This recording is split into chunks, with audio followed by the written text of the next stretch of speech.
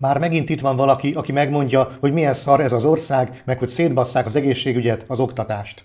Tök véletlenül futottam bele ebbe a történetbe, amely Győrben játszódik, igen abban a városban, ahol Borkait azután választották meg polgármesternek, miután kiderült, hogy egy jachton bemálnázva kurvázott. És úgy néz ki, hogy megint indul a polgármester választáson, és nem is hiába. A győrieknek nagyon bejön ez az életstílus.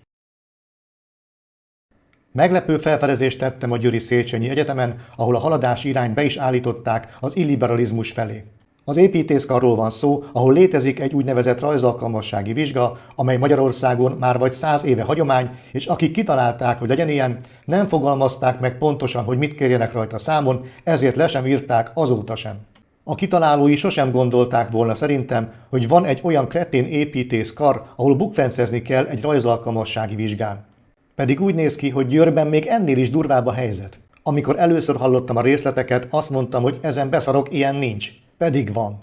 A Győri Építészkar kreatív lángelméi 3 részre szedték a vizsgát, és a rajz csak az 1/3 a történetnek.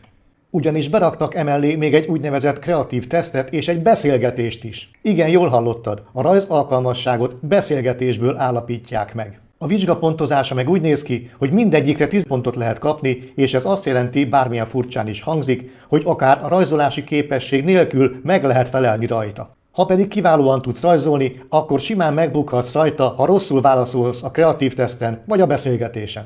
És ha most azt hiszed, hogy valami elbaszott idióták vannak a Győri Egyetemen, akik azt sem tudják, merre van előre, akkor elmondom, hogy mindezt nagyon alapos okkal csinálják. Ugyanis a rajzon kívüli másik 2 feladatról semmit nem tudhatsz meg sehol, sem a kérdésekről, sem a pontozási szempontokról, ez utóbbiról még a vizsga után sem. Egyetlen egy fórumot kivéve, és most kapaszkodj meg. Ez nem más, mint a rajzalkalmassági vizsgára felkészítő tanfolyam, amit kifejezetten ehhez indítanak.